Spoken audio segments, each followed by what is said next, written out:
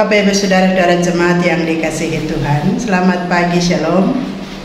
Hari ini kita bersyukur karena kasih setia Tuhan yang tidak pernah berkesudahan itu dinyatakan bagi setiap kita, sehingga kita semua ada di hari baru, usbu baru, untuk melaksanakan seluruh aktivitas kita sebagai orang-orang yang percaya kepada Tuhan. Maka kita akan dituntun oleh kebenaran firman yang hendak kita baca di hari ini dari kitab Kejadian pasal 9 ayat 18 sampai ayat yang ke-29. Sebelum kita membaca dan mendengarkan pemberitaannya, mari kita berdoa. Datanglah ya Roh Kudus, hadirlah di tengah-tengah persekutuan kami. Penuhilah hati dan pikiran kami, agar firman yang hendak kami baca kami mengerti, kami memahami dan akan mempedomani seluruh perjalanan kehidupan kami di usbu yang baru.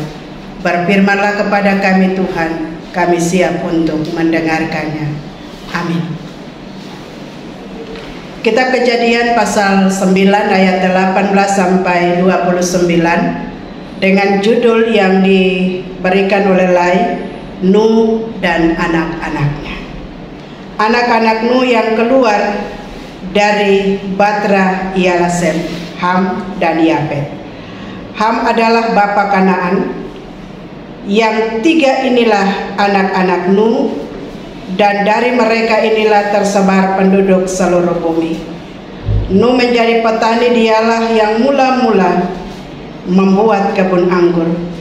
Setelah ia minum anggur, mabuklah ia dan ia telanjang dalam kemahnya. Maka Ham bapa Kanaan itu melihat aurat ayahnya, lalu diceritakannya kepada kedua saudaranya di luar. Sesudah itu Sem dan Yafet mengambil sehelai kain dan membentangkannya pada bahu mereka berdua. Lalu mereka berjalan mundur, mereka menutupi aurat ayahnya sambil berpaling muka, sehingga mereka tidak melihat aurat ayahnya. Setelah Nuh sadar dari mabuknya dan mendengar apa yang dilakukan anak bungsunya kepadanya, ia berkata, "Terkutuklah Kanaan, hendaklah ia menjadi hamba yang paling hina bagi saudara-saudaranya." Lagi katanya, "Terpujilah Tuhan Allah Sem, tetapi hendaklah Kanaan menjadi hamba baginya. Allah meluaskan kiranya tempat kediaman Yafet, dan hendaklah ia tinggal dalam kemah-kemah Sem, tetapi hendaklah Kanaan menjadi hamba baginya." Nuh masih hidup 350 tahun sesudah air bah.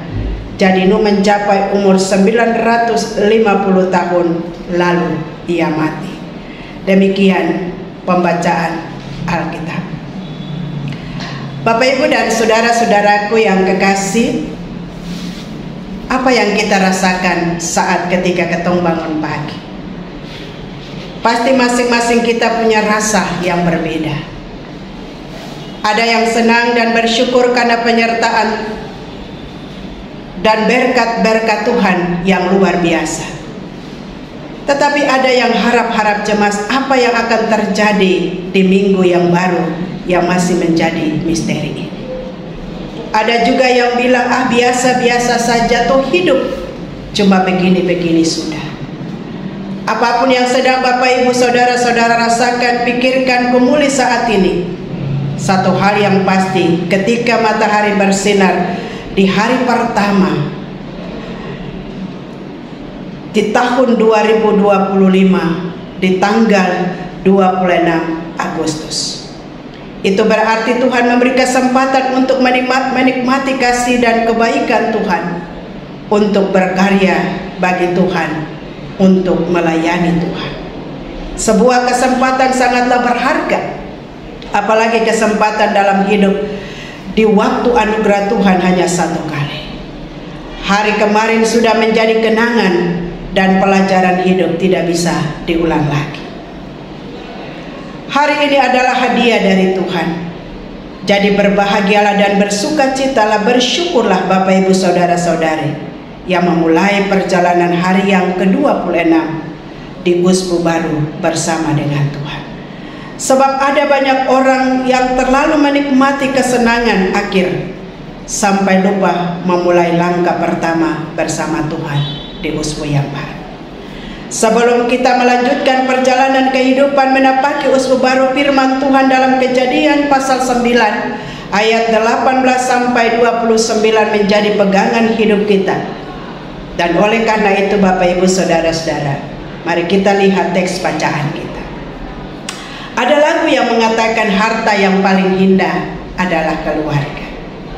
Istana yang paling indah adalah keluarga.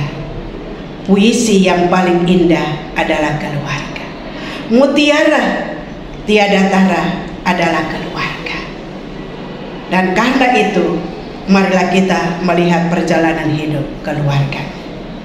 Bapak Ibu Saudara-saudaraku yang kekasih, kehidupan di bumi terus berdenyut, dituturkan menjadi sebuah tanggung jawab kita bersama. Bahwa Nuh adalah seorang petani anggur.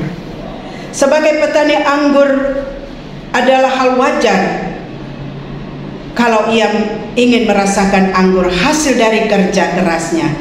Selama ini Nuh tidak menyadari bahwa ia telah berada di bawah pengaruh alkohol sehingga dirinya menjadi mabuk.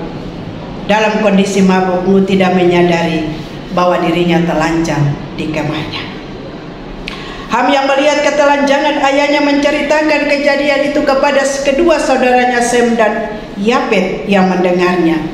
Lalu mereka dengan cepat-cepat menutupi ketelanjangan ayahnya. Atas tindakan daripada Ham, maka Ham dikutuk oleh Nuh. Bapak Ibu dan saudara-saudaraku yang kekasih dalam Tuhan, ketelanjangan adalah sesuatu hal yang tabu bagi kehidupan sosial bangsa Israel. Persoalannya bukan sekedar ketelanjangan, tetapi aura seorang ayah terlihat oleh salah satu anaknya. Sedangkan Ham yang masuk kemah ayahnya entah dengan tujuan apa, bukannya menutupi tubuh ayahnya dengan kain, malahan menceritakan kepada kedua saudaranya Sem dan Yafet. Saat mendengar hal itu, Sem dan Yafet datang untuk melindungi kehormatan orang tuanya dengan mengambil sehelai kain untuk menutupi aurat ayahnya. Apa yang dilihat oleh Ham tidaklah salah. Ia bisa saja tidak sengaja masuk ke kemah ayahnya. Kesalahannya yang paling fatal adalah ia menginjak martabat dan kehormatan ayahnya. Ia tidak menghargai dan melindungi ayahnya. Dari kondisi seperti itu, ia bisa saja memilih untuk menyelumuti tubuh ayahnya dan menutup mulut. Tetapi itulah yang dilakukan oleh Ham. Bapak Ibu saudara-saudaraku yang kekasih dalam Tuhan, akibat dari perbuatan daripada Ham, ia dan seluruh keturunannya dikutuk oleh ayahnya menjadi hamba dari kedua saudaranya Sem dan Yafet. Sebaliknya Sem dan Yafet melakukan tindakan terpuji, menghormati dan menghargai ayahnya, dan mereka menutupi tubuh ayahnya dengan kain. Atas tindakan mereka Nuh memuji dan memberkati keduanya. Salah satu hukum dalam 10 firman adalah menghormati orang tua. Tindakan menghormati orang tua pada setiap budaya bisa berbeda. Sekalipun bentuk berbeda, penghormatan kepada orang tua merupakan hal yang penting. Jadi proses pembinaan itu penting dalam keluarga. Bagaimana tanggung jawab kita sebagai orang tua untuk mendidik, membina anak-anak kita. Maka sebagai orang-orang percaya, dimulai dari keluarga, meja makan menjadi proses pembinaan utama kita. Bagaimana kita duduk dengan anak-anak kita di meja makan, kita menceritakan segala hal dalam kehidupan kita yang kita alami. Bagaimana kita mendidik mereka supaya mereka menjadi anak-anak yang bermartabat, anak-anak yang memiliki etika yang baik, anak-anak yang memiliki kelakuan yang baik. Semua berpulang kepada orang tua. Semua berpulang kepada Bapak Ibu dan saudara-saudara sebagai orang tua di rumah. Sebagaimana yang awal beta bilang, harta yang paling berharga adalah keluarga. Orang tua mesti melakukan proses pembinaan. Dan proses pembinaan itu mesti dilakukan secara berkesinambungan, terus-menerus, tidak terputus. Di dunia sekarang ini, proses-proses pembinaan lewat binaker sudah mulai terkikis. Setiap keluarga sibuk dengan urusan mereka masing-masing, sampai tidak ada waktu untuk duduk bersama dengan anak-anak, untuk melakukan kebaktian binakel, untuk memberikan nasihat-nasihat kepada anak-anak kita. Bapak sibuk dengan urusan, mama sibuk dengan urusan, anak-anak sibuk dengan urusan masing-masing. Segala sesuatu diurus masing-masing. Lalu di manakah tanggung jawab orang tua untuk membina dan mendidik anak-anak? Ketong belajar dari Sem dan Yafet. Mereka menghormati ayah mereka.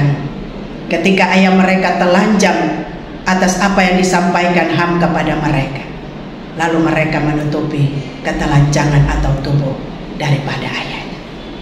Bapak Ibu saudara-saudaraku yang kekasih dalam Tuhan kita Yesus Kristus, dalam proses pembinaan terhadap anak-anak kita, ketika kita banyak melakukan nasihat-nasihat, memberikan nasihat-nasihat, bukan itu saja, bukan kata-kata yang kita mesti sampaikan, tetapi bagaimana tanggung jawab, bagaimana tindakan-tindakan nyata yang dilakukan oleh kita, supaya kita mendapatkan anak-anak yang luar biasa.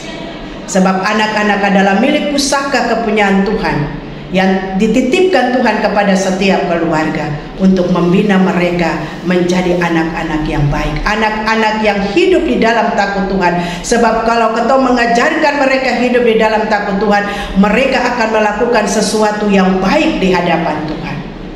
Kalau kita mengajarkan mereka dengan hal-hal yang tidak baik, maka mereka melakukan juga hal-hal yang tidak baik. Mereka bisa saja mencoreng kehormatan kita sebagai orang tua. Dan oleh karena itu proses pembinaan ini tidak gampang. Proses pembinaan ini tidak mudah. Tetapi ketong yakin, ketika ketong dipercayakan oleh Tuhan sebagai wakil Allah, Tuhan tidak akan pernah meninggalkan kita. Mintalah Roh Kudus menuntun kita supaya kita melakukan proses pembinaan kepada anak-anak kita, sehingga kita mendapatkan anak-anak yang luar biasa, anak-anak yang kelak membawa kebanggaan dan kehormatan bagi orang tua.